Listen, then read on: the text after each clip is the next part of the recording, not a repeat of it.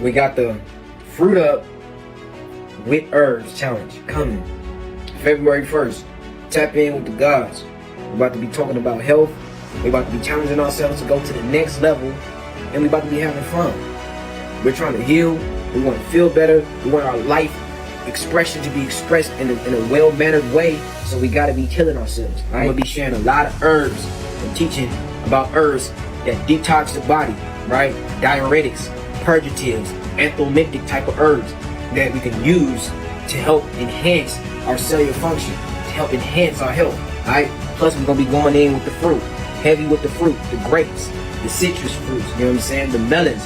I'm going to be talking about herbs that help cleanse your kidneys, the diuretics, the purgative herbs, herbs to help build your blood up, to build your brain up, to build your bones up, all right? This is what the group is about, right? Bobby gonna be going in with the motivation. He gonna be throwing y'all recipes, you know what I'm saying? And we also gonna be bringing that accountability, you know what I'm saying? That's the main reason why we got this group, to hold each other accountable, all right? We got the herbs, we got the fruits, you know what I'm saying? And we're gonna be getting it in. Come join us. Take your health to the next level.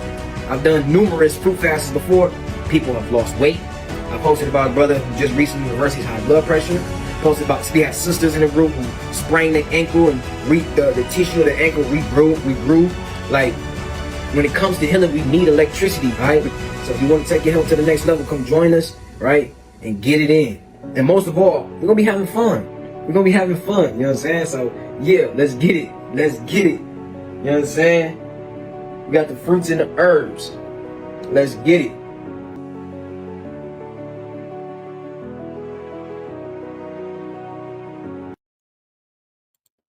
This one of them times where I like to sit back, relax, and get informed myself, you know? So welcome Monday night, welcome YouTube, welcome Facebook, welcome Instagram. Please share the live, family. We got a special episode tonight. Been a lot of conversation in the community, you know, health is wealth. Health is the topic. Getting right is the topic, and getting informed by the right people is important. So I'm glad tonight to have a conversation with somebody that very well known on the internet, very well known for healing and doing the right work in the community. And I'm interested to learn from them. So get your water, get your juice, get your fruits, and let's get straight to it. I'm gonna bring him on, my family. Loren Lockman, what's going on, brother? How you doing tonight? Like I'm mute. Oh, there we go. Can you hear me now? I got you. Okay. Yeah, I'm glad to be here with you. Thank you so much for having me. It's a privilege to be here with you. A pleasure. Indeed. So thanks for joining, man. It's been a crazy week in the community, to say the least. You feel me? Like you well known in the community for what you do, your expertise, your knowledge, and your experience. For everybody who don't know you, for my audience who may not know you, if you want to tell everybody a little bit about yourself. Yeah, absolutely. I'll start. I think it's probably a fairly common beginning. I started by getting very sick, and it took 3 years getting worse with medical care to realize that medicine wasn't helping. I was getting worse every year with medical care. I was 23 when it started. By the time I was 26, I woke up to the fact that medicine was all about suppressing symptoms and does nothing to actually allow the body to heal.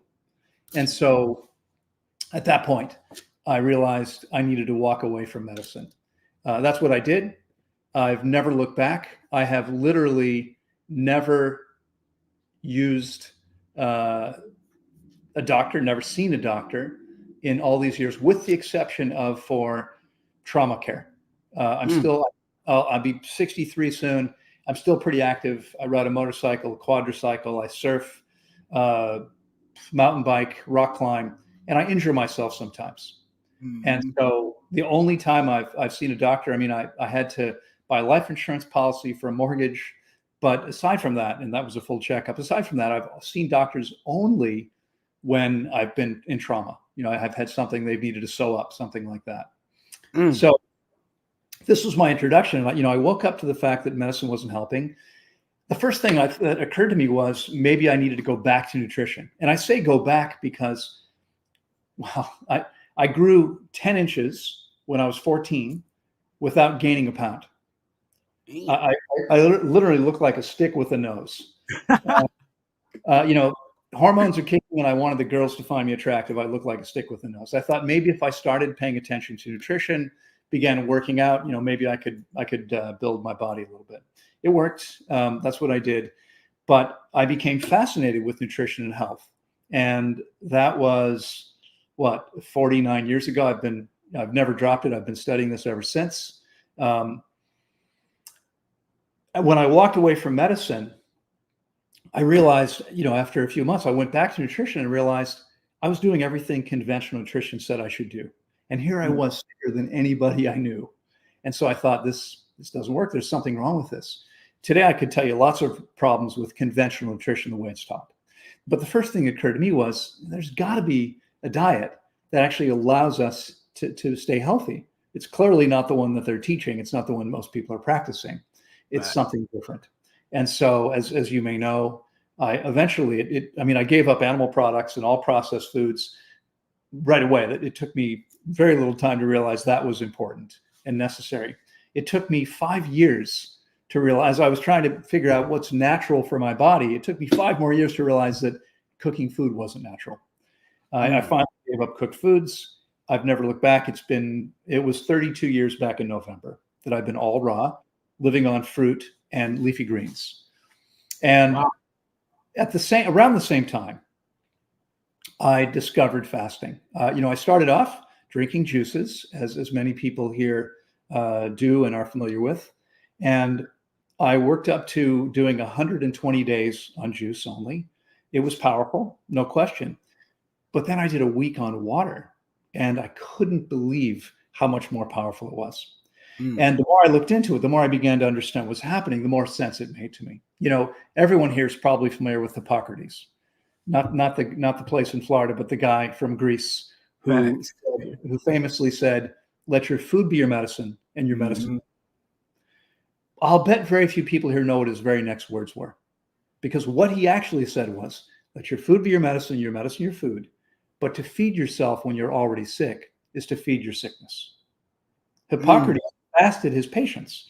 This is what everyone did back then, and because people learned by studying nature. Okay, there's approximately 25 million species in nature. Every one of them will lay down and stop eating when sick enough or badly enough injured. That's what they do. Every single species on the planet does this. And so I thought, okay, well, if it works for every other species, it'll probably work for me too. And it was an amazing thing. It quickly allowed me to take my health to a whole new level. I was fascinated by health. I wanted to maximize my own potential. That was my original idea. I had no thoughts of becoming a health coach or running a fasting center. What happened was the change in me was so dramatic. I'd been so sick. I had so little energy. I was dragging myself around. And 6 months later, I was like a new person. And people would see me, if they hadn't seen me for a while, and they'd say, "Oh my God, you look incredible. What did you do?" Now, remember, if you're watching, you don't think I look incredible now, that's okay. You're entitled to your opinion. And this was 37 years ago. Okay. This was 37 years ago. So I started helping people. People would ask me, can you help me? Can you help my partner? Can you help my kid? Can you help my parent? And I think everybody wants to help. It feels good to help other people. And so I was happy to do that. It took me a few years to realize I'm not always the quickest person. It took me a few years to realize that spending most of my time helping people for free and not running the business that was supposed to pay the bills wasn't a very good way to pay the bills. Facts. And so I was running a small commercial real estate company. I closed the company and became a full-time health coach. And that was 33 years ago, roughly. And so it was an amazing thing. Now, if for those people not familiar with fasting or maybe with some familiarity with fasting, I would say that what we do now at the Tanglewood Wellness Center, which turns 28 in March. So 28 years now, we've been offering the service. We are the largest dedicated water-only fasting center in the world. We have taken more than 10,000 people through fasts averaging 26 days. Now, that sounds crazy to some people. Obviously, many of your listeners will already understand this a little bit more than most people would. But while most people think, well, that sounds crazy. It sounds like you're starving people. How can this be beneficial? The simple fact is healing and detoxification are biological processes. And what that means is that only the organism can cleanse or heal the organism. Nothing we take can do that. Nothing Right. I'm a Reiki master, but I can't heal you. People say you're a healer. I say, no, I'm not a healer. Okay. I was in Belfast, Ireland many years ago giving a full day seminar. And I said to the group, there's only one thing on the planet that can heal your body. And a very hopeful voice from the back of the room said, you? I said, no, not me. I can't heal you. Only your body can heal itself. Okay. Right. So fasting is so powerful, not because it's magic, but because it's the only way that we can really get out of the body's way. If we do it properly, we get out of the body's way as much as possible. Now, there's virtually everything, every aspect of it, there's argument about, right? There's disagreement. People have different opinions. For me, and I've learned from everyone who's come before. I started out, the first book I came across was Rational Fasting by Arnold Ehret, very powerful book. And then I encountered the hygienists and read everything that Herbert Shelton wrote and many others, Keiki Sidwa, and etc. I learned personally from William Esser, and many people at the time. Fortunately, back then there were a lot more people around that understood this and were practicing this. Most of these places are gone now, unfortunately. But it's simply that it's the best way to get out of the way. Now, a critical piece of this is water, right? And again, even this simple idea is controversial, as I'm sure you're aware. There are people out there who say, no, dry fasting is more powerful. Facts. So I think we want to look at, why are they saying that? Where's that idea coming from? Now, first of all, it's true that most animals in nature, again, they all stop eating. Most of them don't seek water. Why not? Why not? Well, you grew up where? New York? I'm in Ohio. Ohio, okay, Ohio. Yeah. So, yeah, I mean, you probably grew up, I guess I was a few years ahead of you, but you grew up probably doing some of the same things, like eating dry cereal, toast, peanut butter and jelly sandwiches. I don't know if you ate those growing up. Not no more. No, not Definitely anymore. not no more. Not anymore. But growing up eating that stuff, what happens is we lived on food, and most people still do, that's almost completely devoid of water. Okay. And so, my favorite example, anyone who's been following me has heard me say this many times before. You've eaten corn chips at some point. Indeed. I used to love corn chips. Yeah, of course. Well, they're made to be addictive. They're produced specifically to make you addicted, so you can't stop. But how much water would you guess is in a corn chip? Zero. I don't feel like none in there. I know, it doesn't. But white bread's 50% water. What? White bread is 50%. And if you squeeze it, it's a little damp, right? Corn chip, 3%. Crazy. Pretty dry. Now, here's the thing. When they come back out of your body, are they as dry as when they went in? No. You better hope not. No. Okay. Could you imagine how uncomfortable it would be if they were? Okay. So they go in 3% water. They come out stool. Poop is 75% water. Go in 3%, they come out 75. What's going on? They're taking water from your body. People are dehydrated because of what they've eaten for 10, 20, 30, 40, 50, 60, 70, 80, 90 years. Okay. Now, in fact, for the last 19 years, we've been measuring clients' hydration levels. And we use a sophisticated bioimpedance device. It was actually invented by an American inventor back in the first Gulf War, so that the US government could make sure that service people in desert conditions weren't getting dangerously dehydrated. So this is what it was actually made for, and it works reasonably well. And we've been measuring hydration levels now for 19 years, more than 6,000 people. Virtually everybody that we see is dehydrated. It's just a question of how much. Most people, quite a bit. I'm going to say some things that are going to shock and probably piss off some people that don't want to hear this, but this is the truth. We have the data. We're going to be. That's what this channel all about, Loren. Go ahead. Yeah, I feel you, man. That's what to do. That's the thing. You've got to be willing to say the truth and pivot sometimes when you learn something new. right? Because that's happened to me many times over my career. So we, in fact, we have a second doctor. We have an MD on staff. We have a second one coming on who actually, in addition to being an MD, has a PhD in research and publishing. And our intention is to we have tons of data from all these years. We're going to be publishing as much as we can. We're going to prove to people that what I'm saying is true coming soon. It might take a couple of years. And of course, we have to get published. We have to find some, a journal willing to publish the data. But here's what we find. First of all, those people who dry fast invariably are the most dehydrated people on campus. Okay. The most dehydrated, no matter what. I mean, it didn't matter, if they have a practice, but they haven't done it for a while. They get dehydrated. They never get hydrated again. It don't matter how long you dry fast. No. The longer you dry fast, the more dehydrated you tend to be.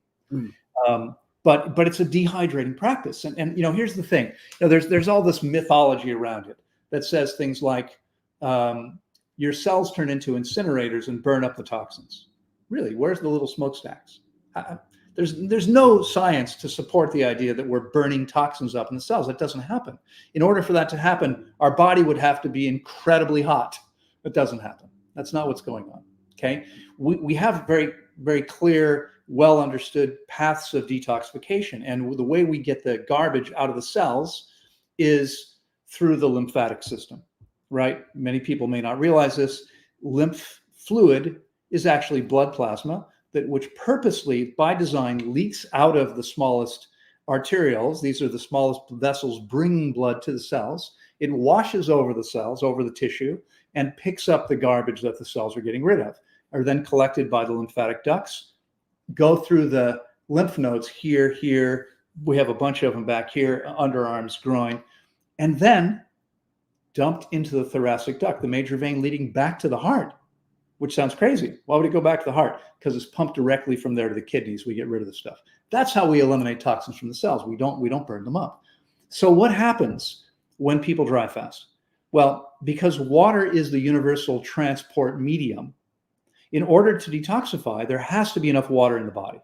Okay? Whether we're talking about through the urinary tract, which is the primary way, right? I mean, I'm sure there are people who think it's a good idea to drink their own pee. We know that urine contains hundreds, up to 300-400 different chemicals, household cleaning products, personal care products, pharmaceutical drugs, pesticides, herbicides, anything you encounter. Your kidneys are filtering your blood 60 times per day, and that stuff is eliminated through the kidneys. Okay. Again, there's a lot we're not going to, unless you want to, I don't think we need to get into this whole thing about drinking pee, but that's the primary way we move toxins out of the body. And if, there's a well-known alternative MD who is a client of mine. And when I was taking him through his fast, and I talked about this, he said, when I was in medical school, the first thing they taught us is when we're dehydrated, we're damaging our kidneys. I know 6 people now dead from dry fasting and not drinking enough water. And there's this trend. People think, yeah, but the water in our food is perfect water. And it is. 4th phase, right? It's this gel. It's much more hydrating. There's no question about that. Absolutely true. And remember, animals in nature don't drink water. Why not? Because they didn't grow up eating cornflakes and Pop-Tarts. Okay. Right. They've always. Do you thinking about going to the water? You can live off of all fruits and get your water and get hydrated? Is that true or not? Maybe. Here's the thing. It depends on the situation. Theoretically, first of all, there's no animals that I know of that don't drink water, that say, well, I'm not going to have any water. Every species has a high water content diet. I mean, think about this. Carnivores, a fox or a wolf will catch its prey, bite through the carotid artery, the artery feeding the brain, right, in a human body. Okay, I'm 150 pounds. Brain is about 3 pounds. That's 2%. It gets 35% of the blood supply. There's a lot of blood running through that artery. Okay, they bite through, they drink all the blood. Then they tear open the carcass and eat the water-rich internal organs. And then they eat the muscle, and they do something crazy because they eat the muscle without cooking it first and putting it between 2 dry pieces of bread. Okay, they're eating like it is. They're getting a high water content meal. The animal's mostly water, as our bodies should be, and that's what they're getting. Every plant-eating animal is getting plenty of water in their diet, but they still drink water when they encounter clean water. Okay, and so we theoretically we can get most of our water from our food, but that doesn't work. Why not? Well, let's back up. Okay, again, you look like you've got to be at least 22. No, I'm 38. I'm just fucking. Thank you. I appreciate it. Yeah. No. I'll take that. You good? I'm 29, so you must be around 22. There it is. Right. So here's the thing. If you spent the first, I spent the first, let's say 30 years of my life eating more or less conventionally. I mean, it was different by the time I was 26, but I was still eating rice and cornbread and beans and things like that. Not so different from conventional. No animal products, none of the processed crap, but 25 years minimum, 26 years, more or less conventionally. Well, what happens? Well, what happens is every time we eat anything that's not high in water and fiber, there's something gets stuck. And for anyone, if you're encountering people who insist that we should be eating only meat, these carnivore type folks, a carnivore, a 500-pound tiger has a 12-foot long digestive tract. It's smooth, it's straight, it goes directly from one end to the other. Okay, I'm less than a third the size of that tiger. My digestive tract is 2.5 times longer, as is yours. Why? Because we're not meant to eat this, the stuff that has very toxic byproducts that they have to get rid of right away. We're meant to eat stuff that instead of an hour or two can stay in the body for 8 to 12 hours. That's what it should do. Most people, 4 days, 96 hours from one end to the other is typical. That's average transit time in a human body. And the reason why is because people are eating things that are relatively low in water and fiber. And without ample water and fiber, we can't move things efficiently through our system. So all the stuff you grew up eating that didn't have a lot of water, didn't have a lot of fiber. Now, I don't know if you've heard this or not, if you're aware of this, but the average North American now gets well over 60% of their calories from ultra processed foods. The average American child now gets close to 70% of their calories from ultra processed foods. These are things that are devoid of water and fiber. Okay, so what happens? Every time you eat some of that stuff, you might have a bowel movement. It's on average takes 4 days, but some of that, maybe a little tiny bit of that, is getting stuck. Just a little bit. Paper published in Denmark, maybe 10 years ago, said in their study they had people between 25 and 50, and what they found was 5 to 10 kilos of waste stuck in the body. 5 to 10 kilos. That's 11 to 22 pounds. Okay, if you're not familiar with metric. 2.2 pounds per kilo. That's insane. Yeah. And we see it. And, you're going to find people that say it doesn't exist. That's nonsense. The doctors say it doesn't. Well, all the 15 MDs that I fasted all would say, oh, yeah, it definitely exists. I passed, we have people passing stuff that they say sometimes feels like concrete or rocks. It's so hard and dry because it's been sitting in your body for, 30 some years, right? 40, 50, 60, 70 years, whatever it's been. This is what's going on.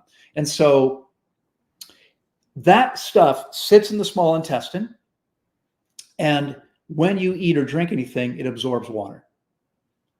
When you stop eating and drinking, it begins to dry out again. Okay. If you lay your head down at 11 o'clock at night and get up at 7 in the morning and you haven't had anything to eat or drink for 8, 9, 10 hours, it's dried out again.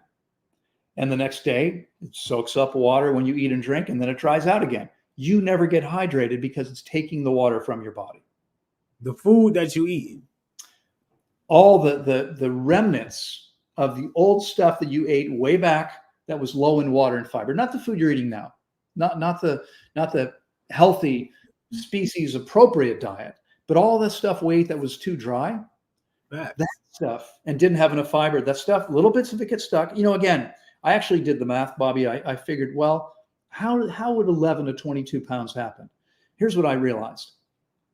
If every time you ate, and the average person eats like 5 times a day, 3 meals plus a couple snacks, okay? If every time you ate, 1/10 of a gram got stuck.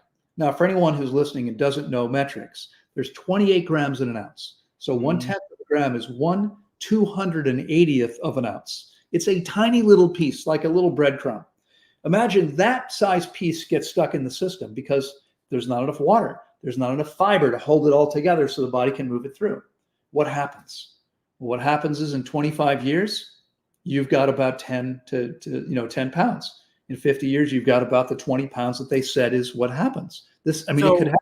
So most people walking around with 10 to 15 pounds of extra hardened waste. That's right. In some cases, 20, 25, even 30 pounds, depending on how old they are. Okay. I just fasted a young woman for 30 days. She was in her late 20s. And she planned to fast for 42 days, but she only made it to 30. So instead of having a 21-day refeeding process, she had an extra 12 days. She had 33 days of refeeding. She averaged 10 or 11 bowel movements every day for 33 days. That doesn't happen unless you fast long enough and properly. And here's the thing. Okay. When I have an old acquaintance, some of you probably know if you watch the vegan documentaries, Dr. Michael Clapper.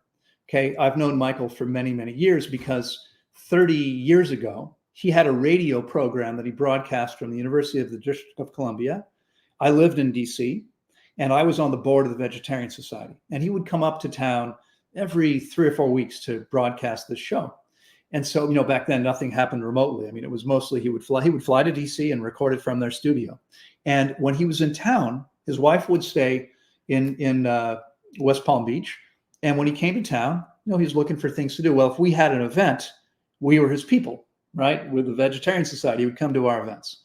If you don't know Michael Clapper, he's now a 44-year vegan. Okay. Anesthesiologist who turned vegan after he realized that all that crap they were pulling out of people's arteries was because of the animal products and the French fries and the chocolate shakes. And he said, no more of that. So Michael and I were co-keynote speakers at a big event in Tel Aviv 4 years ago. And they housed us in the same hotel, drove us back and forth to the event together every day for a week, various events, etc. And we had a lot of time to talk. I hadn't seen him in a few years at that point. And he said, I don't believe that this old material exists. Now, here's the irony. I told him about therapeutic fasting many years ago when he was coming to DC and I was on the board. And he wound up working at True North for 9 years, supervising fasts. He's an MD. He was there 9 years. He doesn't believe this old stuff exists. How's that possible? Every client of mine who follows directions eliminates pounds and pounds of it. They never see it.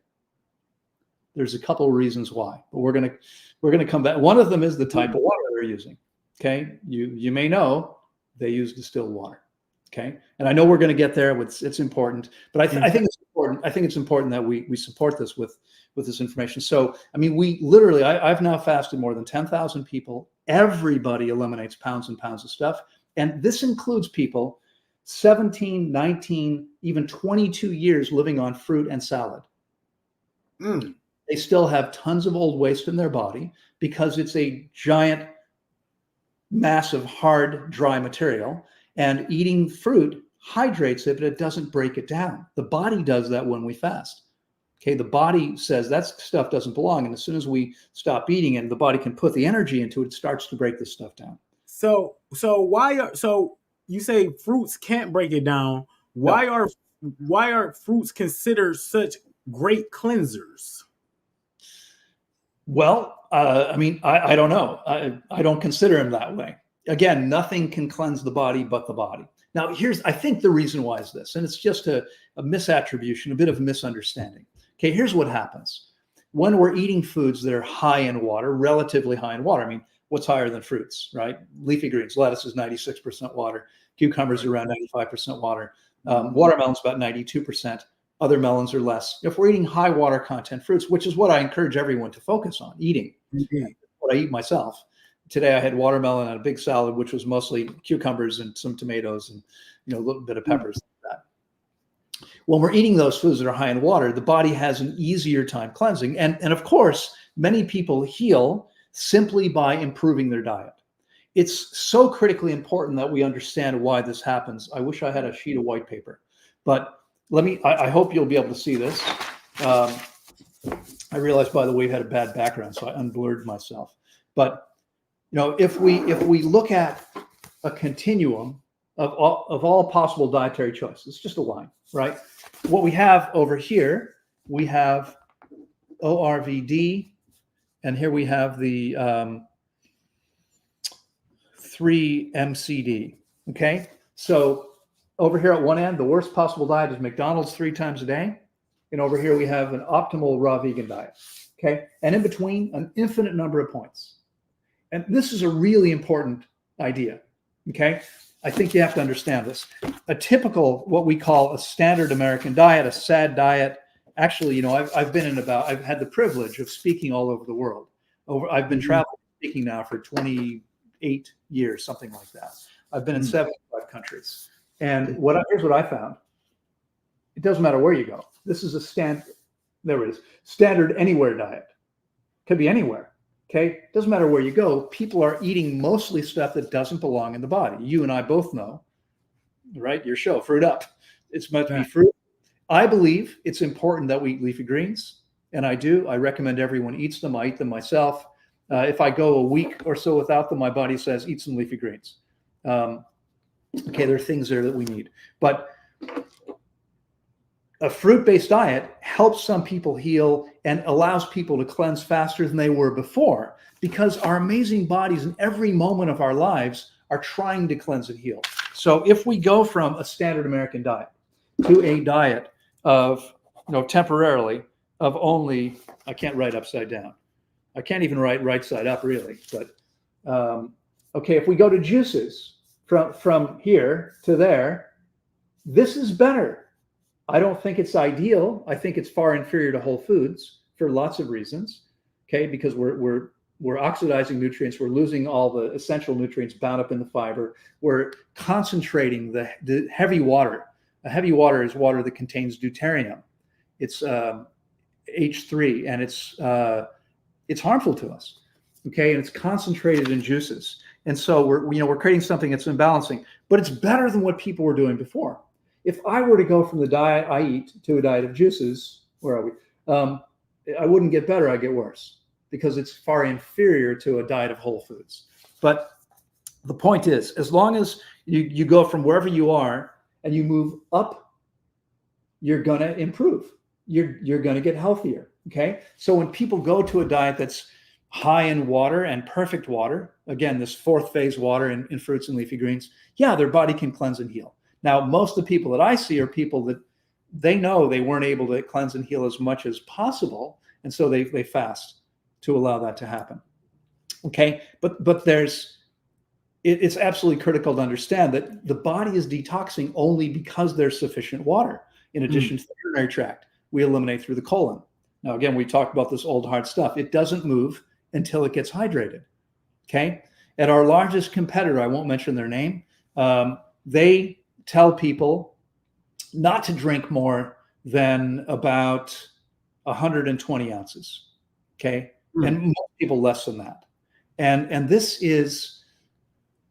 less than a gallon, right? There's 128 ounces in a gallon. Some of my clients wind up drinking 2 gallons a day while fasting. And it's perfectly safe as long as they drink it slowly enough. Critically important for everyone. If you're going to drink water, got to find the camera here, you have to sip slowly. Why? So let me ask you this.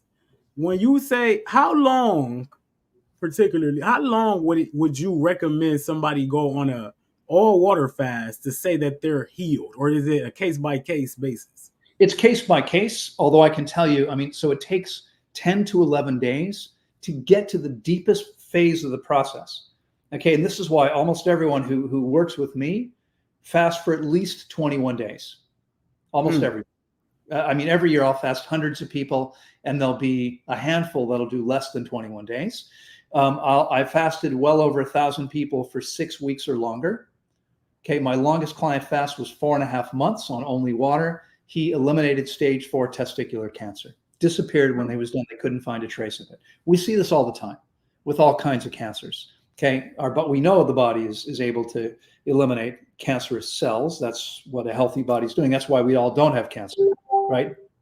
Because the body sees these cancerous cells and it destroys them. What happens to people who develop cancer is their body somehow isn't able to do that.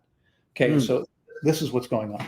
And so it's different for each person. The critically important piece, though, is we have to understand exactly what's happening, and we have to know how much water to drink. Because if we don't drink enough water, as happens at our competitor, they don't eliminate any of the old material. It can't come out until you hydrate it. Okay. If you're fasting with no water, not only does that stuff not come out, it gets rock hard and becomes much more difficult to move. So I have a client who just completed a 40-day fast with me.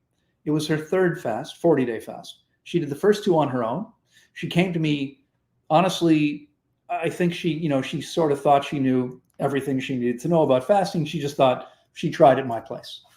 And because it's a beautiful tropical environment, she learned quickly, completely different process when you do it the way that we do. Okay. She wound up eliminating old hard material, but even now, she's now 4 weeks out of the fast, still hasn't eliminated very much of it for someone her age. And we know it's there. I mean, we can tell from some of the vital signs we take. We measure every day: pulse, blood pressure, blood oxygen saturation, blood sugar, weight, body fat, muscle mass, and hydration. And we can see where the water's going. We can see there's stuff sitting in the intestine. It's just still too hard to move out. And this is what happens every time someone had a dry, she had done quite a bit of dry fasting. So she came in super dehydrated. Now here's the shocking part, right? The next most dehydrated group of people we see are fruitarians who don't drink water. That is crazy. I was just about to get to that.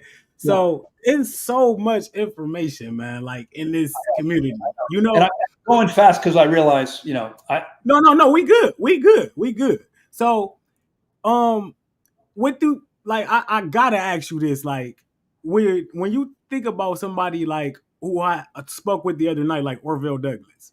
Yeah. And he's been living on all fruits for 12 years, barely drinking water or something. Would you say Orville, someone like that, still needs to be cleansed out by water? I'd be willing to bet everything. And Orville and I had some communication years ago. He doesn't believe me. He thinks I don't know what I'm talking about. Maybe he's right, but we've never seen anybody, no matter, again, 22 years living on fruit. Okay. It was the longest I've seen so far, still loaded with old hard material. Until and I know Orville did quite a bit of fasting. That's what he says. But if he wasn't getting enough, and how do you know how much water? Okay. People tell me, and let me tell you a quick story. Young man from the Netherlands. Our clients, by the way, come from all over the world. They've come from 147 countries so far. There's really no place like Tanglewood. And I fasted this young man about 4 years ago, 21 days. He was in law school. He was a bit depressed. He, had some issues, fatigue, etc. It was life-changing for him. About a year later, he comes to me and says, I want to do another fast remotely. I work with people remotely who, if they can't get to us.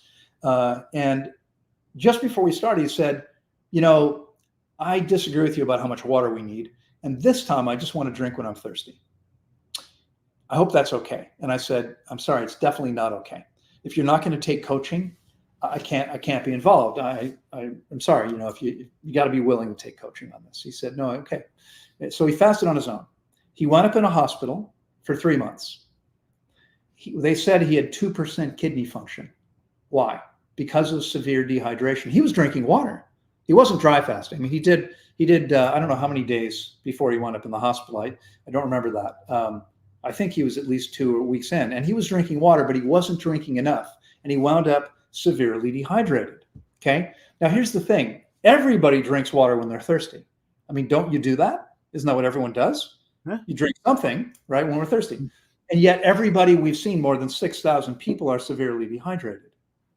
Okay. So drinking water when you're thirsty doesn't work. Why not? Because as we get dehydrated, we lose touch with our thirst mechanism. And so we can't rely on that. Okay. So I figured out about 25 years ago how to interpret the vital signs to understand whether we're getting enough water or not. And the thing is, there's a narrow range. If you don't drink enough, you don't move the stuff out. You don't get nearly the same benefits, because we've only covered so far urinary tract and colon, skin, the breath, mucous membranes. All these things depend on having enough water in the body. If there isn't enough water, nothing moves. This is why dry fasters think they're well, because they stop detoxifying and they feel good.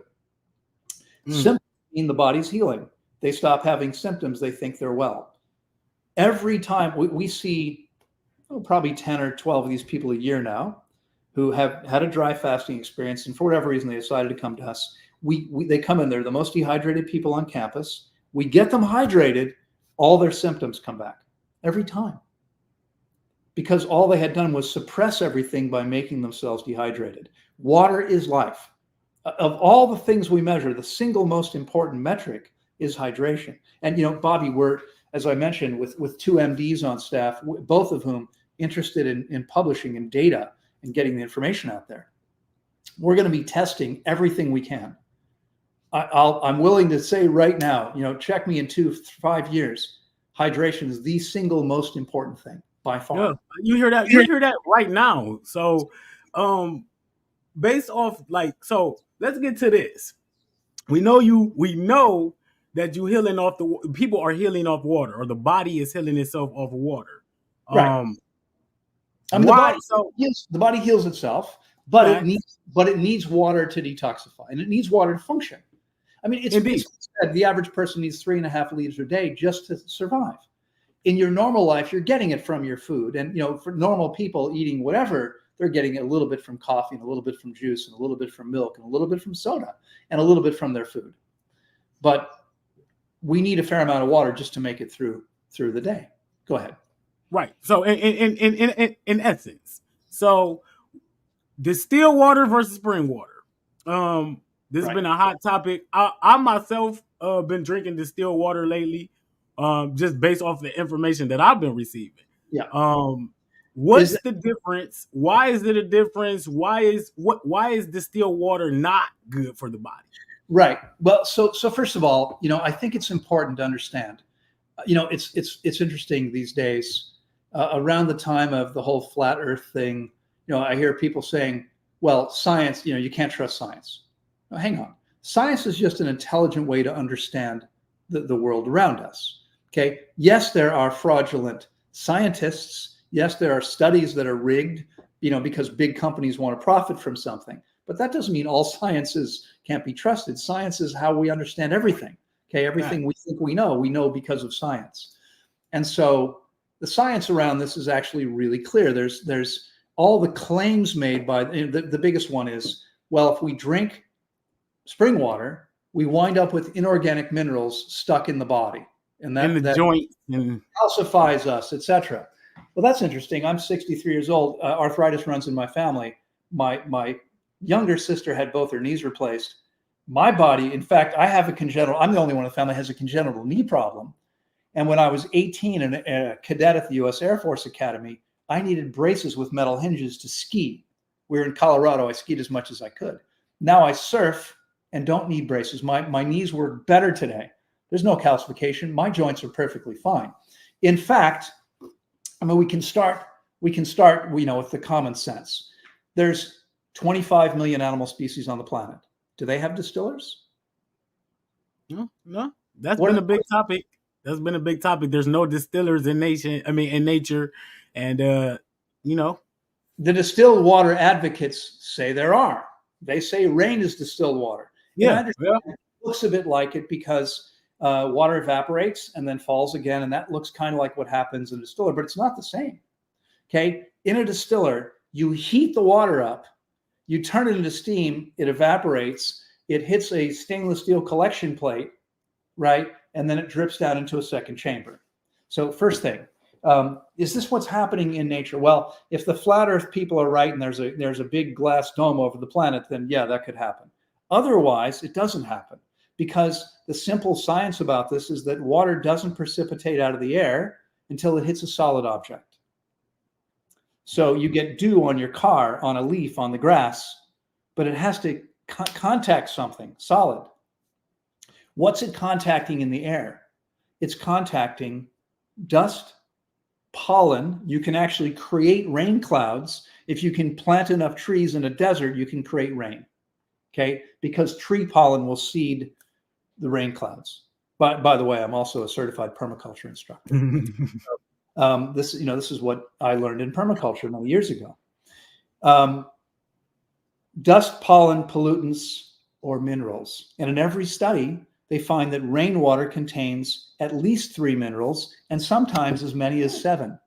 Okay. Rain is not distilled water. It can't exit the air unless there's something there. It's never pure water, not ever. Okay. No precipitation is. Okay. So rainwater not even safe to drink? Well, rainwater, unfortunately, because we've polluted the skies. Okay. I live in Costa Rica, and the natives in Central America are very clear. What the first rain of the season, you don't want to get rained on. Why not? Because all the crap in the sky is going to come down with that first rain, and acid rain, right, can burn your skin. Now, the thing is, clouds of pollutants travel around the globe. So where I live, there's a lot more cows than people. We get about 2 vehicles per hour passing by our 37-acre property. It's amazing. Forest and fruit trees, etc., streams. But there's, even there, the air that the water is falling through could come from LA or Mumbai or Denver and some other place that has pretty polluted air.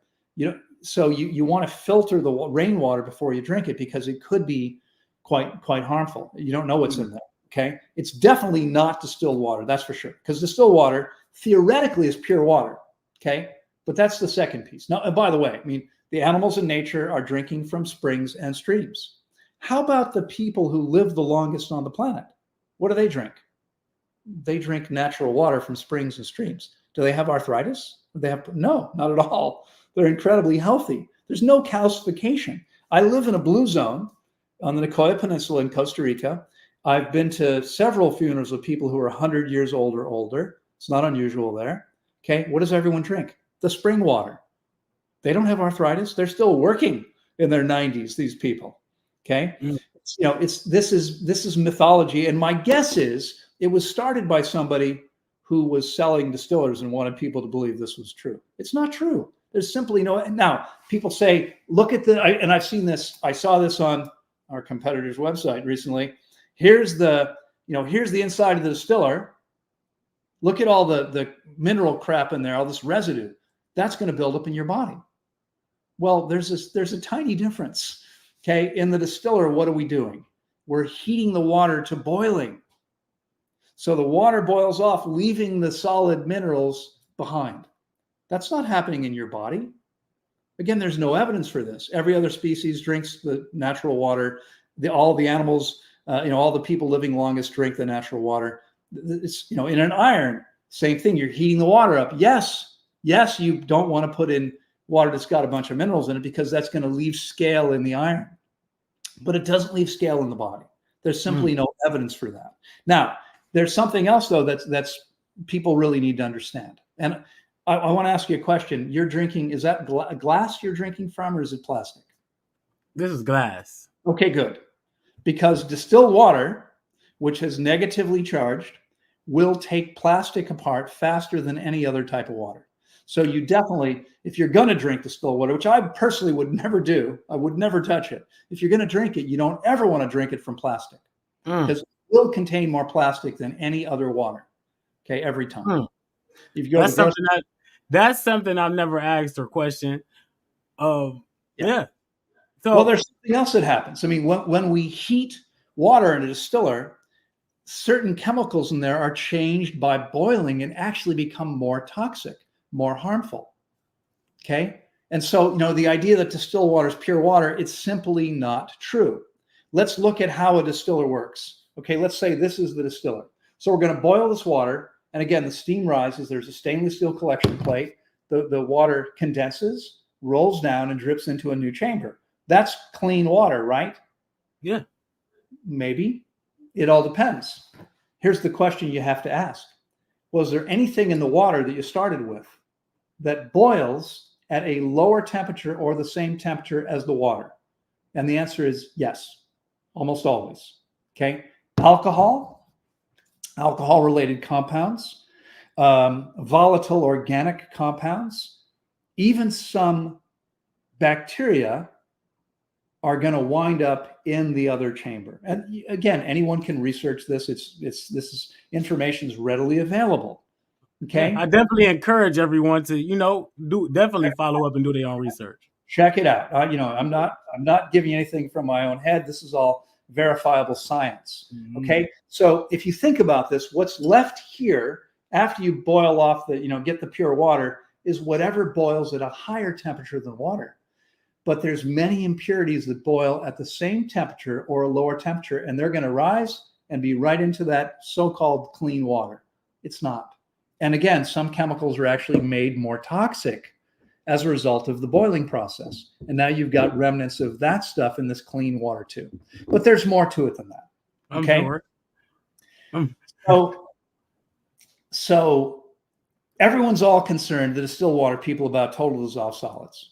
Well, again, what's happening in nature? Now, I don't know if you've ever heard of the Hunzas. Have you heard of Hunzaland? Mm-mm. Hunzaland is a place in Pakistan in the Himalayas, way up high in the mountains. It's above the tree line.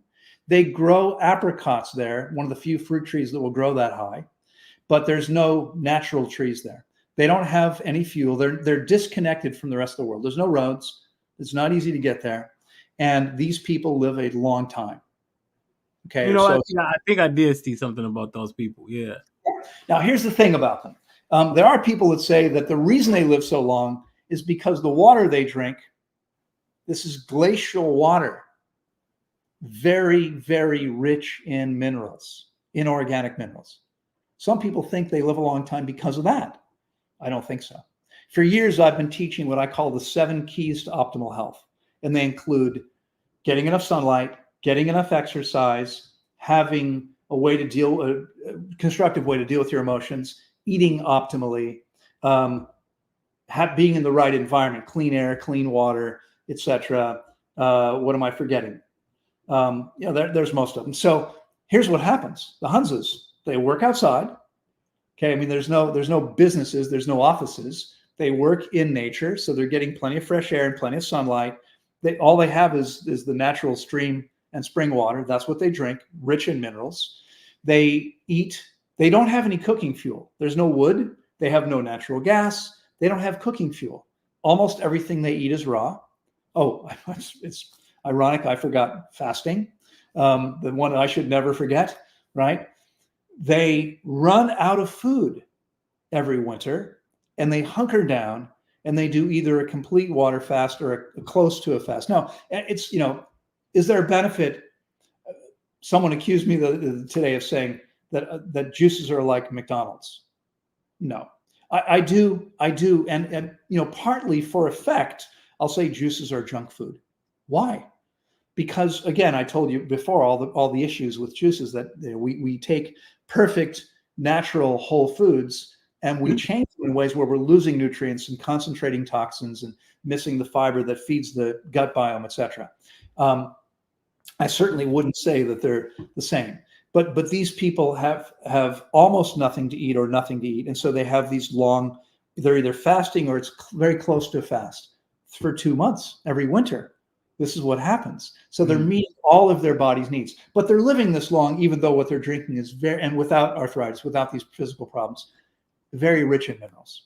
Okay, we actually need the minerals. Go ahead. No. So the water is so much talk about the water, man. Like, what is safe to drink? Is it so you got the water in the stores with the spring water that you got a problem with inside the plastics. You got the distilled water that you shouldn't drink. You got let's talk about like alkaline water. Is that any good over like the high pH levels? What about coconut water? Are these things that we should be drinking as well? Yeah. Coconut water is okay to drink unless you live in Ohio. Hold on. Here's the problem with living in Ohio. Okay. The coconut water you probably get is either one of two forms. Either you're getting young Thai coconuts or you're getting something that's already in a bottle. And the problem is that coconuts are high in fat. Okay. And so when you take the outer husk off, it's no longer impervious to airflow and it becomes rancid relatively quickly. And if you look at the websites, the companies that ship these You know, the young Thai coconuts, where it's a cylinder with a cone on top. They've cut it down for shipping weight and size, but they're rancid, and most people can't taste it. Okay, but again, I wouldn't consume those. Okay, if you can get whole green or yellow coconuts, that's fine. Otherwise, you don't want to drink coconut water. But the thing is, coconut water, I mean, it's the water of a coconut, but it's not really water.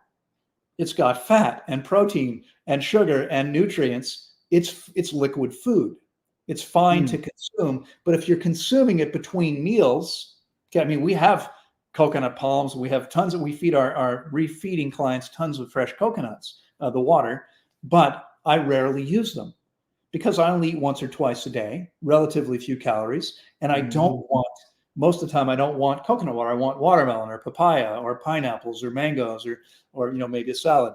And so I don't want to do coconut water between meals because then I'm kicking my digestive tract on, and I want it to rest as completely as possible. Okay, juices, coconut water, anything that contains calories or nutrients, your body says there's food coming, and about a third of your energy goes to your digestive tract. So I would rather drink water. So the best you can do is spring water. Give me just one moment. Let me show you. All right, do your thing. I'm in the U.S. right now. The Mountain Valley spring water, I see that a lot. That's the safest water to drink. Well, it's one of the best brands. There's a few other brands. This is a glass bottle. Okay, more expensive. The red here means that it's still water. They also sell a carbonated water. I wouldn't recommend that. I'm always going to drink it out of a glass bottle if I can, because I don't want, the plastic is breaking down and breaking down more if exposed to heat or direct sunlight. Okay, so if you're in your car, you're probably much better off buying a glass bottle. This is why I have this. I bought this one day. I was doing a trip in the car. Didn't want, I wanted to make sure it wasn't going to break down. So I'll almost always use glass bottles. Is that the only water you drink, or like where does your water come from that you use in Tanglewood? Well, the reason I bought the property that we're on is because there's a spring on site. Okay, the very best we can do is spring water. This is spring water, and we have our own. And of course, I mean, it would be very expensive if we use this. We can't even get this in Costa Rica. If we were going to import this, water's heavy, it would cost a fortune. But fortunately, we have, Costa Rica is known for its spring water. It's amazing water. We have ours tested every couple of months, just, because it's coming out of the ground, conditions could change. You never know. It's almost always perfect. Now, having done many of these tests and on other springs too, I can tell you that spring water is generally between pH 6 and 8. That's what's natural. The fact that it's slightly acidic is in no way harmful to us. Okay. Honestly, alkaline water is a scam. Okay. It's intended to sell devices. Now think about this. You ever eat an orange? Love oranges. Is it good for you? Oh yeah. pH 3.5. Yeah, they're very.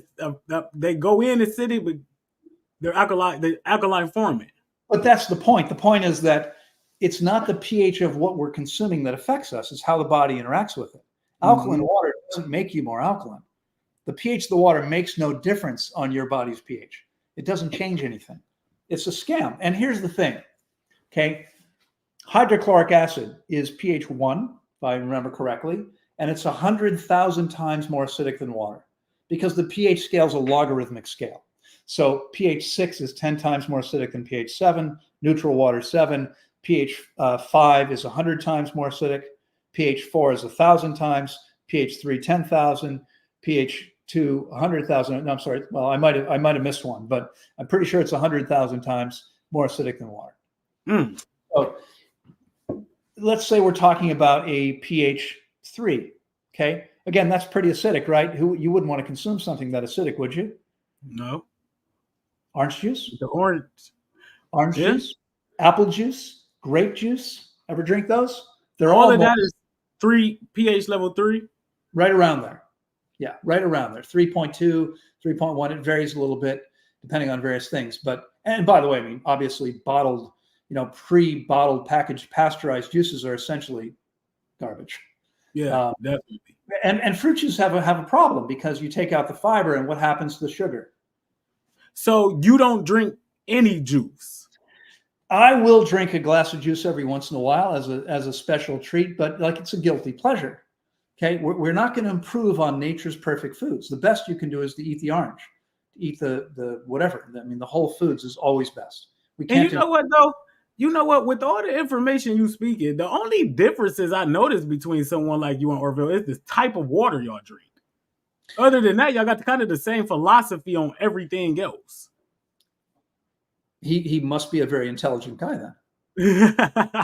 You know, and that, so like, and that's to go to the point of like people don't have natural springs around them. People really can't afford, you know, to buy glass bottles of springs sometimes. What are other alternatives for people? Well, the next best thing, if you can't get spring water, would be reverse osmosis. Okay. And it's a filtration process that's quite different than distillation because it doesn't involve heating the water. It involves forcing the water through a membrane with little holes in it. So that theoretically, I mean, if you get the very finest, most expensive reverse osmosis machine you can buy, the water is actually much more pure than distilled water because nothing gets through except water. Okay. The problem is you don't want that.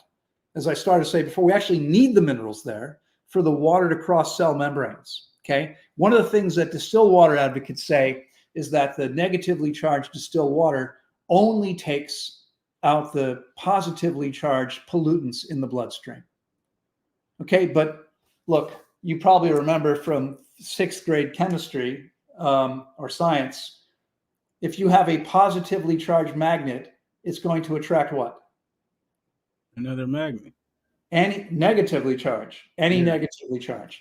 It doesn't say, I'll take that one, but not that one. If it's positively charged, it attracts anything. Negatively charged, it attracts anything that's positively charged. It doesn't get to decide which thing it attracts. Okay. Aside from these positively charged pollutants in the bloodstream, what else in the bloodstream is positively charged? Well, calcium, sodium, potassium, and magnesium, all of which are critically important electrolytes. We need them all. And distilled water will negatively charged will bond with anything positively charged. Again, this is simple, basic science. There's no way anybody can intelligently refute that. That's simply what happens. Okay. And so my largest competitor, what do they drink? Distilled water. Okay. This is why they're not seeing the same results. People aren't eliminating this stuff. They go there, they leave, they feel good. They're going to heal to some degree because fasting allows the body to heal. Even with no water. I mean, dry fasting, there's still some healing going on, but there's very little detoxification happening because detoxification requires water, every single channel. And it has to be the right water for your body to be able to get the same benefit, and enough of it. It has to be the right quantity. I hope if you're listening here, and, you know, first of all, no fasting expert over the last 100+ years would ever encourage anyone to fast on their own for more than about 5 days. Because it's a very powerful process. Okay. You have a car, Bobby? Mm-hmm. Can I ask what it is? You said what? You have a car? No, I don't have a car. I don't, no. Okay. All right. Well, I walk and bus and all that. Okay. Cars are powerful things. Is that good or bad? Well, it could be good or bad. Exactly. That's the point. Power is neutral. How do you use it? Well, I use it to go to the animal sanctuary and help feed the animals. I use it to transport children, you know, to where they need to go. I mean, that's all positive. How about if I use it to drive into a crowd of people, right? That's not very positive. Power is neutral. Fasting is incredibly powerful. Whether that power helps you or hurts you depends on how you apply it. So if it's done correctly, it's incredibly beneficial. Not done correctly, not so much. I literally probably every week now for years, I'll get an email from someone saying, can you help me? I fasted on my own and you know, screwed things up. Can you help me recover from this? In the last month, I've fasted 2 people who someone else was guiding through the process and they weren't doing very well. And they came to me and said, can you help us get out of this situation? And that's what happened. One of them is actually now fasting with me for the 2nd time. She completed a 42-day fast with me and now just completed a 30-day fast. This is a woman, by the way, who's 70 years old and is dealing with cancer, except that it seems to be pretty much disappearing, okay, which is what we usually see. So, yeah, you asked about other things besides coconut water. What else did you ask? We asked about the alkaline water. Alkaline water, right? Yeah. So And here, what I started to tell you is, if we, again, look at a pH 3. So pH 3 is 4 away from 7. 7 minus 3 is 4. 10 times, 100 times, 1,000 times, 10,000 times more acidic pH 3 than water. Okay, so should we drink pH 11? That's also 4 away from 7. You know what? Bases burn more than acids.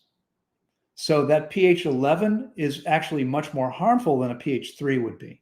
A pH 12 burns much more than pH 2 does. Okay, what we need is water that's natural. pH 6 to 8 is perfect. If it's a little higher, a little lower, that's fine. But when the way these machines make alkaline water, I mean, the ones like the Kangen machines that raise the pH, they're adding minerals to the water. If you add minerals to the water, your body recognizes them as nutrients. Even though they're inorganic, the body sees anything we add. This is why we can't add salt to our water when we fast. It has to be just water. Now, the spring water contains naturally occurring inorganic minerals, but that's different because they've entered the water as part of the natural hydrological cycle. It's no problem.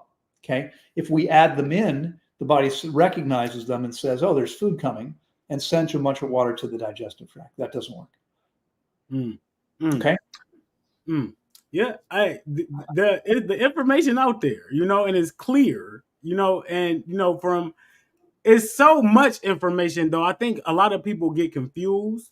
Yeah. So at the end of the day, it's kind of like you got to do what's best for you and what's been working for you in a sense until you can go and until you got the discipline to do all these long water fasts, or it's kind of difficult to do water fasting. Like how difficult, before we go to how difficult it is to do water fasting, let me get your opinion on something that a lot of people been healing from. Sea moss. What are your thoughts on sea moss and its healing properties? Well, so first of all, again, I think it's really, really important to understand only the body can heal the body. Okay. So sea moss can't heal you. Nothing can heal you. Now, in order for the body to function properly, it needs to have all the nutrients it needs. Do we need sea moss? No. What we need is fruit and soft leaves. If we look at our closest primate relatives, that chimps and bonobos will eat almost exclusively fruit when there's enough fruit available, but they're always eating leaves as well. Their poop, by the way, contains 1 or 2 ingredients at a time. That's all. Okay, because they eat fruit, one type, or fruit with some leaves. And that's the only thing that really works for us. We don't need anything else. Is it okay to eat a little bit of sea moss? Yeah, probably. But we certainly don't need it. We don't need any seaweeds either. We can eat them. I'll occasionally have some raw, untoasted, unroasted nori. My girlfriend likes to make sushi. Fine. It's okay. But do we need to have it? Absolutely not. We don't. Yeah, well, that's been a big topic too. I know it's definitely people can use it. People have been doing good from it. I just like to get everybody's opinion on it since it's such a big topic. You know what I mean? So, I think it's important to differentiate between it's okay to consume something and this is the thing that's healing me. Only your body can heal you. Okay. Now, for someone that can't, let's say someone can't take time off, because fasting is about resting as completely as possible. Have you ever had a sick cat or dog? Yeah. What do they do? They don't eat. They lay down and stop moving. Yeah. They don't eat. They don't go on Instagram. Facts. They don't watch movies. They just rest with their eyes closed as completely as possible. And that's what we need to do too. And so some people, if you can't take the time off, you can't really fast properly. Okay. And again, there's people that say, no, you should walk when you fast. Yeah, but every other species lays down and stops moving. If that's what happens in nature 25 million times a day, I'm gonna go with that. I don't care what any other human being says. I'm gonna stick with Mother Nature. Okay, that's what's worked for me really, really well.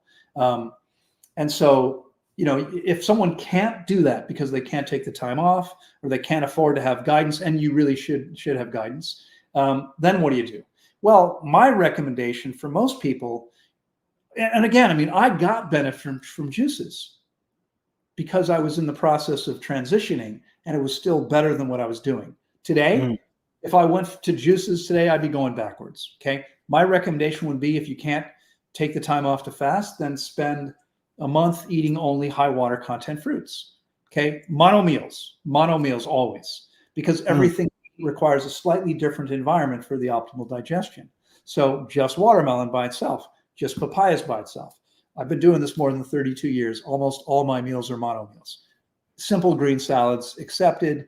Every once in a while there'll be a fruit meal that's not mono, but the vast majority are mono. It's always what's ideal.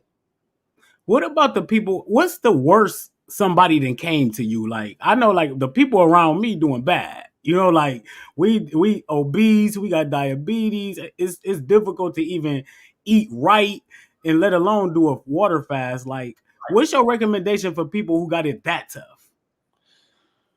Well, it's no different. I mean, fasting is the best way for people to heal. So if they're willing and able to, I mean, we literally see people every year with advanced cancer. And I have a guy now who he goes home.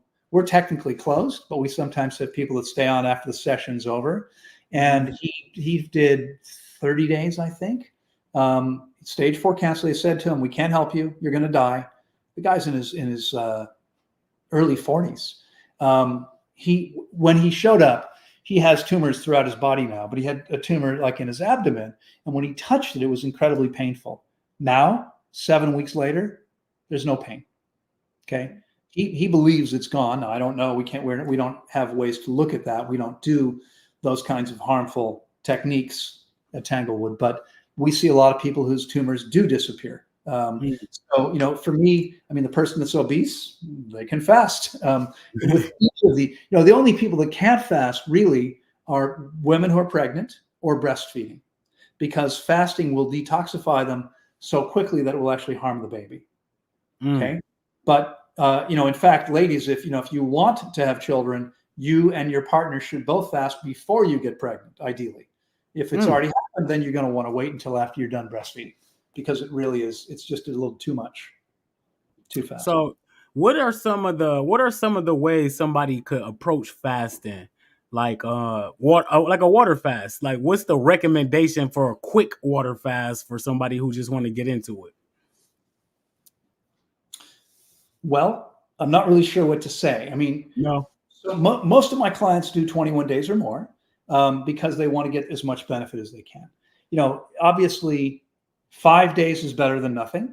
If you can, 3 days is better than nothing. But here's the thing, I see people all the time. And again, this is controversial. People tell me all the time, that doesn't make any sense. Why would the body do that? I don't know. But we measure muscle mass and body fat every day in our fasting clients for 19 years. Here's what happens. When you start fasting, your body starts consuming muscle before fat. Why would it do that? That's crazy. Well, our bodies are meant to run on sugar, not fat. Okay? As soon as we stop eating, the body's looking for a source of sugar. It is not looking for fat. No matter how much fat somebody has, it wants the sugar. And so it can convert muscle to sugar. And it does that for a few days until it says, I don't want to keep losing too much muscle. And then what happens is it switches over to fat. Okay, but it takes 10 to 11 days to be fully in fat burning. And so if you do a bunch of fasts of 3 or 4 days, you're going to consume a lot of muscle. You're not going to have time to rebuild it. And it's not really, and you're not getting any real deep benefits. So for someone getting started, a few days is okay, but I wouldn't do that too often. Much better to do 1 21-day fast every year for a few years, then you're probably done. I don't fast anymore unless I have something specific to heal, as I said earlier. Now, I did a lot of fasting at the beginning of my journey 30 some years ago because I didn't really know what I was doing. I made a lot of mistakes, but I've now fasted more than 3.5 years of my life.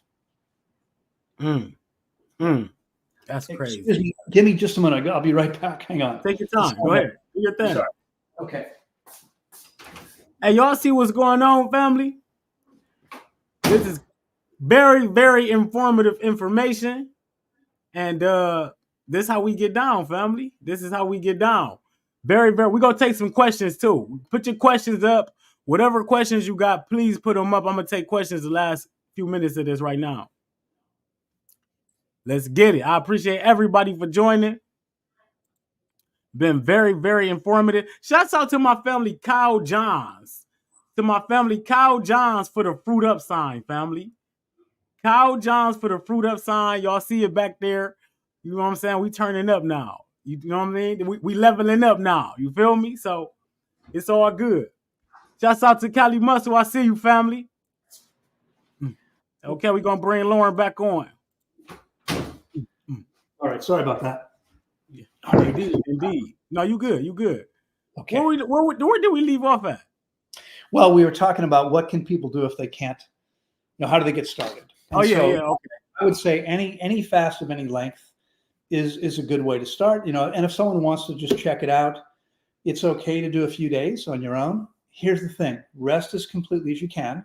Sip water slowly, no more than 500 milliliters, 16 ounces. This is mostly Americans, 16 ounces per hour, slowly over the course of the hour. This is a safe pace. So it's not just a quantity. And what that means is this is not a 16-ounce glass, but if that's 16 ounces, that's an hour, 8 ounces in 30 minutes, no more than 4 ounces in 15, no more than 2 ounces in 7.5. Again, every minute or two, a small sip. Because if we drink faster than that, what happens is in this moment, if I take in more than my kidneys can handle in this moment, I'm going to lose electrolytes. And a lot of people wake up and guzzle a bunch of water, right? Yeah. But they're eating 5 times a day and they're replacing the electrolytes. It's probably not a huge problem if you're only fasting for a few days. But the first thing is, if you drink water quickly, you pee it right out. It's not hydrating you. Okay. And by the way, distilled water is also not very hydrating. And so people feel better when they drink it because we're actually looking at what's happening. We can see what the body is doing with the water coming in because we're looking at 4 things where we can see where the water's going. 1, to the blood. It's replacing blood. And why do we need to replace blood? You're probably not bleeding right now. So why do you need to replace blood? Well, blood cells, like all other cells, wear out. And it turns out the body's replacing a few of them every day, like 120 million every hour are being replaced or taken out of circulation. Okay. In order to replace them, there has to be enough water because blood's 92% water. So if there's not enough water, the body can't replace the blood that's being taken out of circulation. Blood volume goes down, blood pressure goes down, heart therefore has to beat faster to get the same amount of oxygen and nutrients to the brain. This is not a good thing. Okay. And so if you're fasting on your own and you notice that you're resting, but your pulse is higher, you may not have the tools that we have to measure what's going on. And again, you don't want to go very long this way. But if you notice your pulse is much faster, you're probably not getting enough water. That's one of the reasons the pulse will go up. Okay. Yes. For most people, about 4 liters, about a gallon of water per day is a good way to start. But beyond that, it varies from person to person. The woman who had a lot of dry fasting experience needed almost 8 liters from day 3 on. In fact, we had a couple of people who had dry fasted, the same thing. They needed a lot more water than most people do because they're so dehydrated. Okay. And again, I hope it was clear. If you're eating a perfect diet but not sipping water, you should start sipping some water. Yeah. Unless you fasted long enough and properly to eliminate pounds and pounds of old hard material, it's still in there and it's absorbing water and you're going to be dehydrated. And we see this all the time. I never really even heard about just sipping your water like that. You know what I mean? Like it makes so much sense because I guzzle water all the time. Yeah. And I feel bloated and I feel, I don't feel right after I guzzle some water. That's just what it is. That's right. I mean, what occurred to me many years ago, Bobby, I've asked myself a simple question. You're welcome to use it. As I was trying to work out for myself what to do, how much sleep should I get? How much exercise should I get? What should I be eating and how much? All the questions we have to figure out to be as healthy as possible. What occurred to me was, well, we're tropical animals. Okay. It's late January in Ohio and you've gone on at least a couple of layers and you're in a building with heat.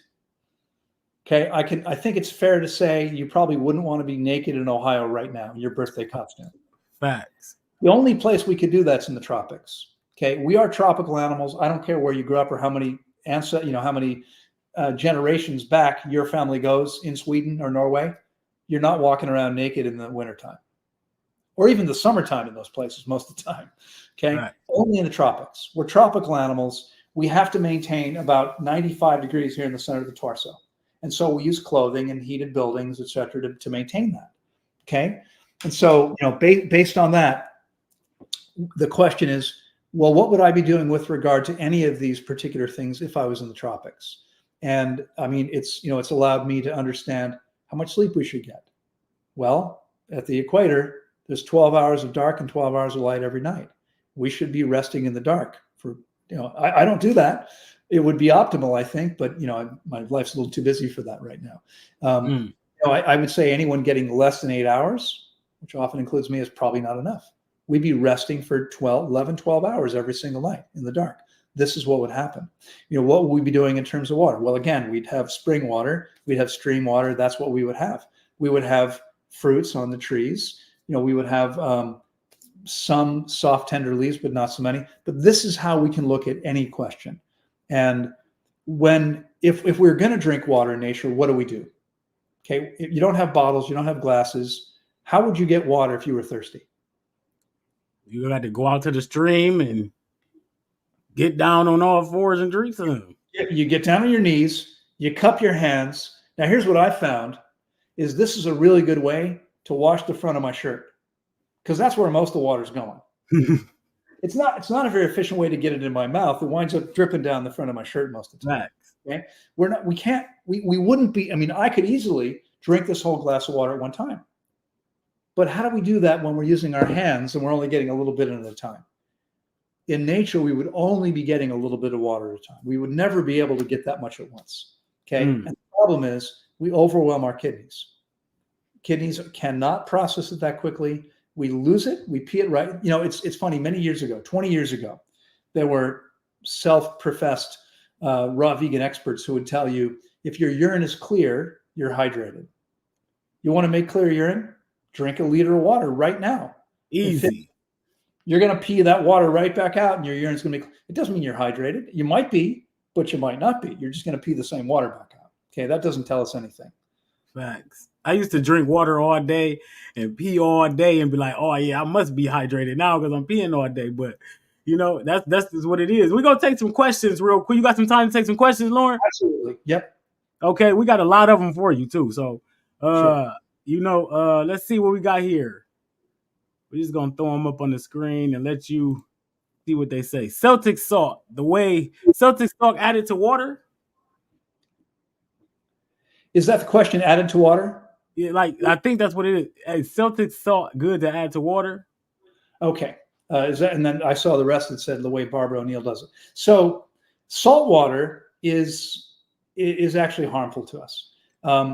Salt is harmful to us. Okay. Celtic sea salt is salt that was wet more recently than other salt, perhaps.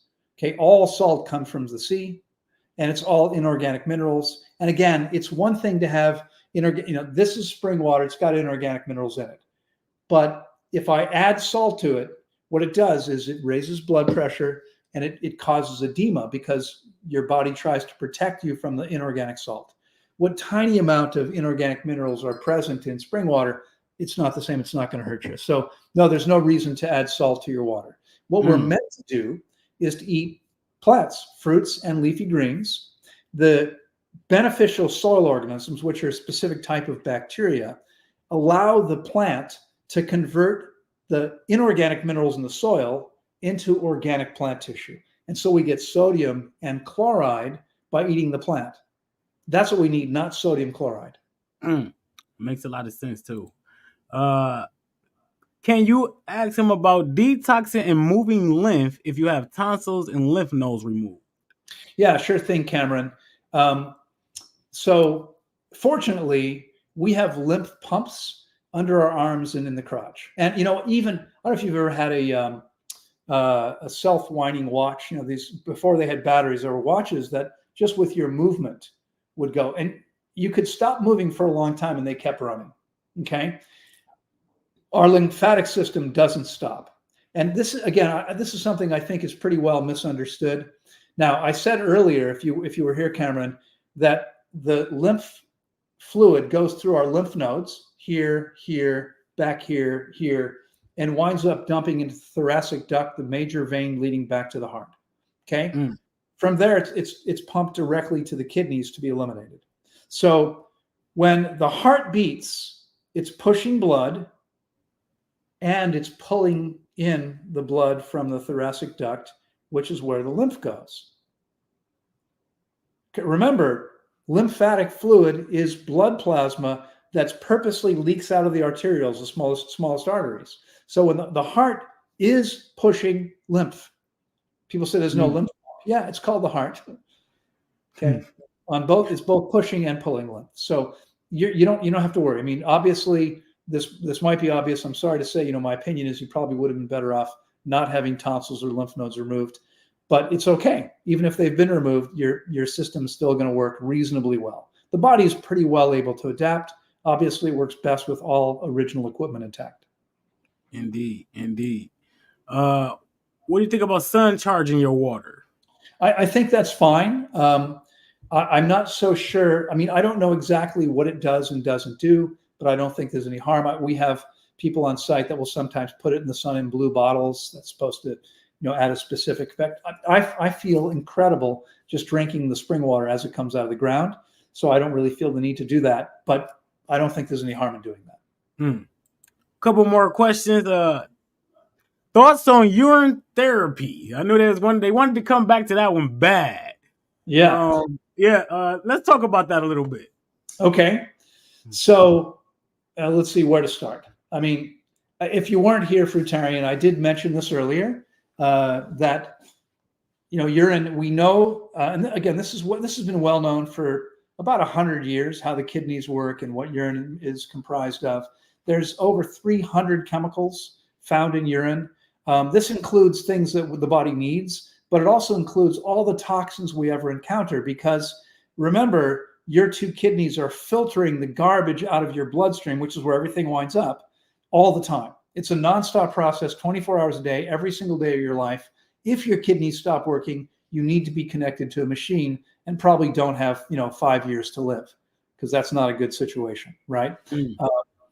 So urine is a waste product. It's not part of the body. It's something that the body wants to get rid of in the same way that it wants to get rid of snot and poop. I mean, these are also things in the body. Should we be consuming them? I'm sure the answer is no. Again, I mean, I've heard all the arguments. I've been in many of these discussions over the last 30 plus years. People say, well, if the body didn't want it, we wouldn't hold it in the bladder. Well, if we didn't have a bladder to hold it, to release it when we chose to, here's what would happen. Because your body is constantly filtering your blood. It's constantly making urine all the time, nonstop, 24 hours a day. So here's what would happen. You would constantly have urine dripping into your clothes and on your furniture. Everywhere you went would smell like pee. Okay. We have a bladder so that we can say, you know what? I think it's time to let this stuff go, and we can walk outside to a tree and pee there. So it's not everywhere around where we're living. Okay. I mean, I think there's absolutely no question about the fact that it's something the body wants and chooses to get rid of. Now, again, there's, I've heard all the arguments. If there's more questions, I'll answer more questions on this. If you want me to linger on it, I can, or we can move on. Definitely not. What do you think about herbs?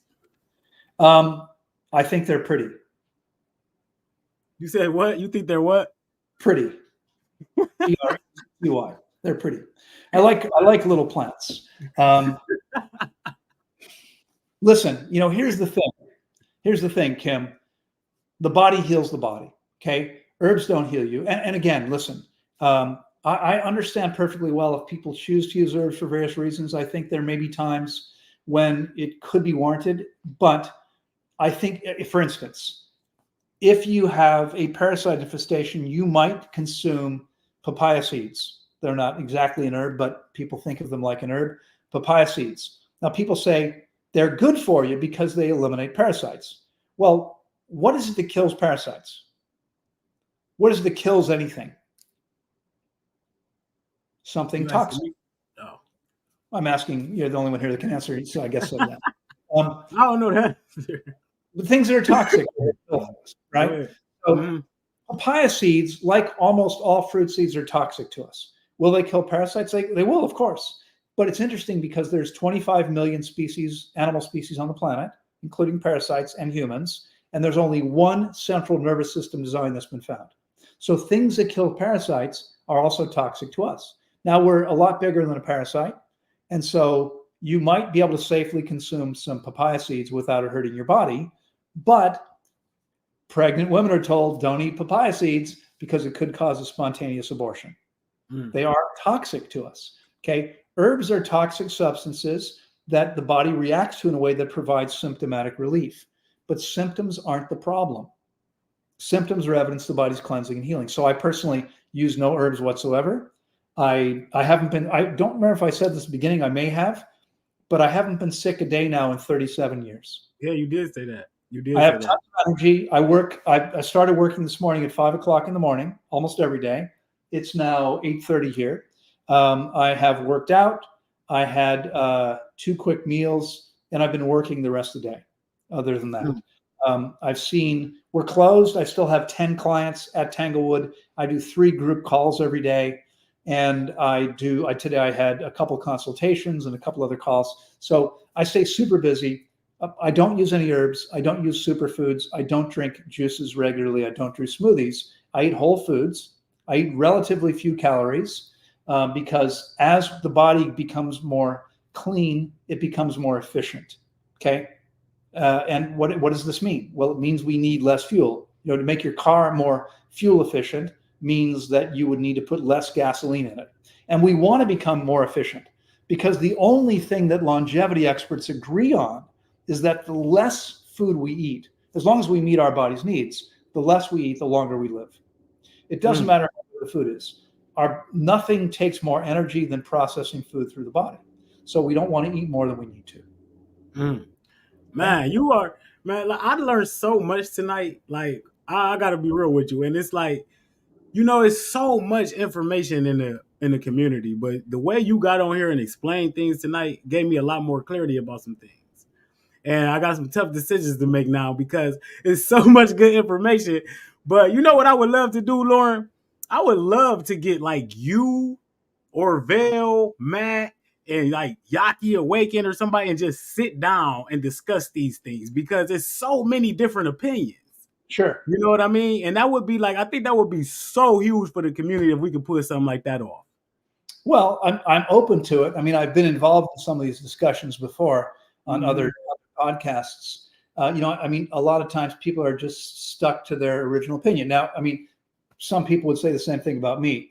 The difference is that I'm 63 years old. I've been doing this for a long time, studying health now for just short of 50 years. And I've been through the cycle. I mean, I used herbs. I tried herbs. Didn't do anything for me. I tried homeopathy. Didn't do anything for me. I drank distilled water. Didn't do anything for me.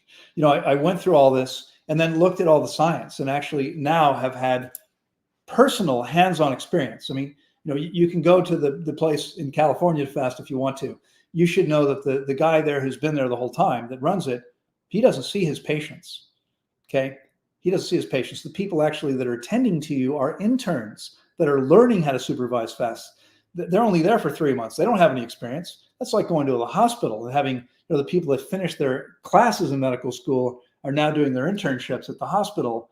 They're learning and they're not getting any sleep, and they're the ones that are attending to you. I've been hands-on with my clients now for 30 plus years, 28 years supervising fasts. And I know exactly what works and what doesn't and I guarantee results. I mean, I've said this to him before. I said this to Orville and I've said it to Matt. Come spend a month with us. I'll guarantee if you're coachable, you'll take your health to a whole nother level. I guarantee it. That's a big statement. That's a big statement right there. Well, it never fails. It never fails. I get it. I don't expect. I don't think we're going to be seeing either of them anytime.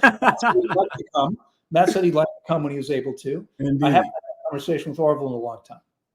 What though? I would definitely probably like to come out there and see what that do, man, because I'm new to the world. And I know it's a lot of healing left, and I'm always willing to learn more ways to heal, By the way, if it's okay, Bobby, I'd like to do a little shameless plug here. we have a fruit festival. We have a fruit festival coming up in just over we start on Friday, 3 weeks from this coming Friday. The Tanglewood Fruit, I don't remember if it's our 7th or 8th annual festival. We every year will have 40 plus varieties of organic tropical fruits. Everything's from Costa Rica. Nothing, you can go to festivals in the US where everything's imported from somewhere else. This is all from Costa Rica. It's almost all organic. We can't get every single thing organic. It's hard in Costa Rica. It's an amazing event. It's a week-long event. It's a lot less expensive. And if you go to that website, you'll see events. In fact, there's a little thing that'll pop up, Fruit Festival, and you can go to the Fruit Festival page. And when is that? When is that taking place? February 23rd through March 1st. Dope. It's a great event. And for anybody interested in fasting with us, we open the next day for fasting.